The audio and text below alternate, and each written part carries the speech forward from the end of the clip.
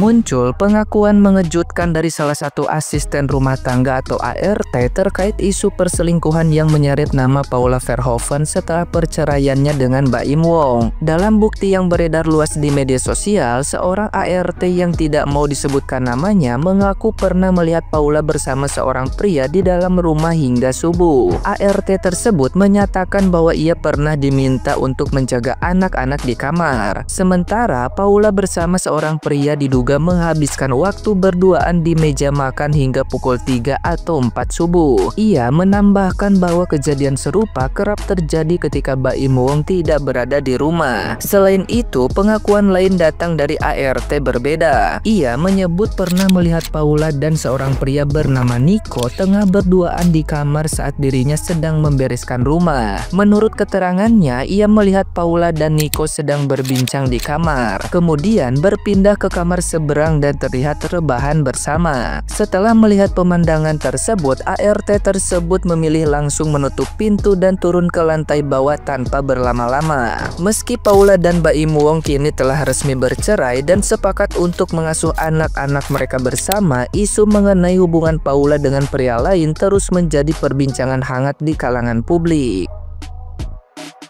Nah, gimana nih menurut netizen yang terhormat? Silahkan berkomentar ya. Siapa yang udah nonton podcastnya Paula Densu? Aku turut bersimpati. Semoga kedepannya kalian bisa bahagia, anak-anak juga bahagia, tidak ada yang tersakiti lagi dan bisa saling memaafkan dan damai-damai aja. Kalau dari yang aku lihat ya, sepertinya Paula ini sudah lama memendam banyak kekesalan sama Baim. Kaget lah gitu abis nikah kok ternyata si Baim begini begitu gitu kan. Muncullah sosok si Pak Tony ini, siapa sih namanya? Tino Tony. Yang katanya digadang-gadang sebagai temannya mereka, sebenarnya temannya si Baim ya. Kenapa Paula harus mengganti nama si Pak Tony tersebut menjadi nama yang lain, nama cewek? Ya karena dia mungkin udah tahu karakternya ini laki ya, lakinya dia ini hebring gitu ya. Mungkin dia nggak pengen aja nih laki tahu chatnya dia apa aja gitu yang dibahas sama si Pak Tony gitu ya kali ya Mbak Paula. Lama-lama kok nyaman gitu ya, nyamannya cuma sebatas mungkin ngobrol doang. Mungkin apa jangan-jangan di dalam hati Mbak Paula ada terbesit sedikit, kenapa ya Baim tidak punya sifat seperti lelaki ini, kenapa ya Anda hal baik di laki-laki ini tapi tidak ada di suami saya gitu, mungkin dulu mikirnya ada sempat ke situ. Ya itu mungkin plot twist.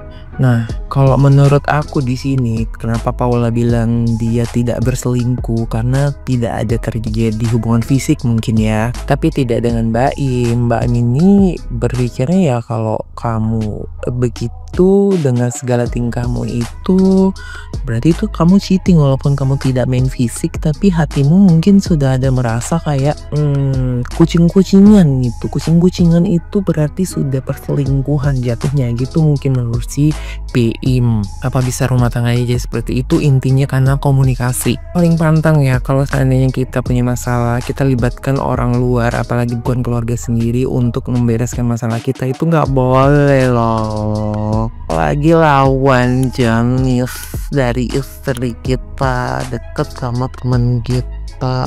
Kalau udah nikah nggak boleh lagi akrab banget sama lawan jenis. Buat siapapun, apalagi nih temen diajakin tinggal di rumah, rumah tangga lagi tidak baik-baik saja, itu namanya memancing. Dan aku tidak membenarkan juga sebenarnya dengan sikapnya Paula.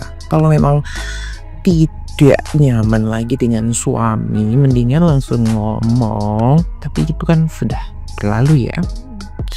Mungkin ada ketakutan, banyak ketakutan dari Paulanya sehingga dia tidak bisa atau tidak berani untuk mengungkapkan perasaannya kepada suaminya sendiri pada saat itu. Mungkin ya merasa tidak didengar. Kalau aku sendiri Paula waktu itu nggak aku pedulikan sih Baim, ya udah aku biarkan aja deh, suka hati kau mau ngapain, penting aku dengan kehidupanku sendiri. Kalau ternyata udah mau kali jenuh kali ya sudahlah, mendingan kita duluan yang memulai daripada kita yang diceraikan. Karena ketika kita yang diceraikan sama suami kita itu rasanya kayak emang kita sangat bersalah. Tapi sudah terjadi ya, sudah terjadi. Semua orang tuh berhak punya opininya masing-masing. Mbak Im berhak punya opininya, Paula juga berhak punya opini, ya kan? Tapi jangan sampai ini menjadi sebuah momok bagi anak-anak. Sejatinya perceraian itu yang paling disedihkan adalah anak-anak sih. Semoga cepet kelar semuanya. Nggak usah saling cari pembenaran, mendingan diem aja. Paula sama Mbak Im diem aja udah. Tolong jangan disebar-sebar video-video atau rekaman-rekaman gitulah. Itu pasti dari siapa itu? Dari itu misi Mbak Im rasa ya. Janganlah. Udah, kasihan anaknya ya. Kalau benci kali ya udah. Tahu aku, kalau benci kali mungkin sama mantan istrimu itu mau sampai dunia tahu kalau dia tuh busuk gitu kan, maksud kau kan. Tapi udah kan anak kau nanti sedih loh Mbak Im. Anakmu yang sedih loh. Kalau si Paula sedih ya, besok-besok adanya tuh cowok yang mau memeluk dia, menggantikan kau menjadi suami yang baru. Tapi kalau anak-anak kau sakit hatinya itu lama loh bebekas. Ya gitu aja. Untuk menanggapin kisah Paula dan Mbak Im, ini perlu strategi yang menurut aku ya. Aku gak peduli tentang hasil dari persidangan karena itu cuman ending dari sebuah sandiwara. Kalau kamu memang yang mengaku seorang empat atau seseorang yang pernah berhubungan dengan seorang manipulator, kalian tahu siapa yang salah dan siapa yang benar. Karena gini, seorang manipulator itu triknya berbeda. Kata kuncinya adalah mereka akan selalu menjadi seorang korban, padahal mereka adalah seorang pelaku. Kalau aku meneliti seseorang, aku cross-check masa lalunya. Pertama, bagaimana dia berinteraksi sosial dengan sesama. Bagaimana dia memperlakukan mantan-mantannya. Nah, sikap hidupnya, apakah dia merugikan orang lain atau tidak. Karena gini, seseorang bisa kita nilai aslinya dilihat dari masa lalunya. Memang benar semua orang punya salah dan ada masanya untuk berubah. Untuk itulah kita harus telaah dan cermat menilai hal ini. Berhubung aku hampir 4 tahun bertemu dengan manusia jenis ini, paham sekali bahkan dari gesturnya. Bukan dibilang aku hebat karena aku bukan psikolog ya, bukan dibilang aku cenayang. Jadi step by step fase aku hafal. Jangan salahkan aku dong kalau aku jadi tahu. Aku ngelihat di postingan-postingan berita bahwa si Baim ini pengen bercerai.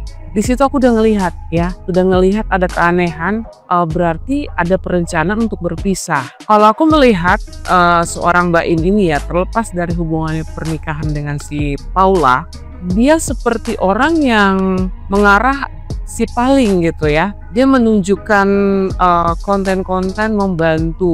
Oke, beberapa orang mungkin merasa terhibur. Tapi buat aku, apabila tangan kiri tahu, tangan kanan nggak boleh tahu. Apalagi dijadikan konten. Itu menurut aku ya. Karena kebaikan itu kan nggak perlu dipublish. Jatuhnya riak kalau nggak salah. Nah, terus konten-konten ngeprank. Kalau aku lihat secara digital, Baim ini tuh kalau buat prank itu tuh kadang-kadang suka nggak masuk akal. Pertama, dia pernah ceburin anaknya di kolam. Tapi gini, ada banyak kok cerita yang bisa kita buat konten gitu, gak harus isengin anaknya gitu. Apalagi itu akan dijadikan contoh masyarakat. Awalnya iseng, oh tuh buktinya kok Om Baim bisa nguburin anaknya. Nah, di luaran sana orang akan mengikuti, kita kan nggak tahu nalar setiap orang ya. Terus aku melihat juga konten di mana dia membanding-bandingkan istrinya dengan wanita lain, dan itu tercetus dari si Paula. Lalu ada konten prank yang dia mendorong Paula. Aku tidak tahu itu sengaja atau tidak, tapi yang namanya konsumsi publik ya kan, agak sulit kita mentelah apakah itu rekayasa atau kebenaran. Terus konten yang nih yang paling gua betek banget, polisi di prank KDRT. Aku nggak tahu apakah itu kode dari Paula atau memang keanehan dari si Baim. Tapi Mbak, itu belum tentu cerita atas keinginan Baim? Nah, itu dia jawabannya. Yang namanya konten kreator, apalagi sudah besar ya, sudah 1 juta viewers, harusnya ditelaah judul dan kontennya. Karena ada banyak tim di sana gitu. Misalnya ada satu yang memberikan ide, pasti ada yang menolak. Hey, ada yang namanya briefing. Sebelum kita membagikan kepada publik, di-review dulu. Kalau dinaikkan, apa ya dampaknya? Itu kalau orang normal, kecuali memang konten itu digunakan untuk sensasi supaya naik viral gitu ya, itu beda cerita lagi. Dari situ aku rasa ada banyak kecurigaan sih ya. Gak tahu deh kalau menurut kalian gimana. Selain itu aku juga teringat bahwa tingkah lakunya Baim ini agak di luar nalar ya. Aku melihat ketika mereka jalan itu seperti Baim anaknya, Paula ibunya gitu. Terus yang aku tahu Paula itu seorang model luar. Ya namanya seorang model pasti penampilan itu sangat diperhatikan ya. Setelah menikah dengan Baim, nggak seperti diri dia sendiri gitu. Paula dan Baim itu pun dekatnya terlalu singkat. Kalau memang kalian seorang empati, kalian paham pola yang sangat cepat itu polanya siapa. Terus mustahil nggak sih kalau Baim tiba-tiba ngomong warganya terpaksa menikahi Paula karena menderita sebuah penyakit? Logika nggak sih? Sementara Baim yang nge-DM Paula terlebih dahulu, dia juga minta bantuan dari artis siapa gitu ya. Proses perkenalannya itu cuma 3 bulan langsung menikah. Kalau kalian memang seorang empati, kalian tahu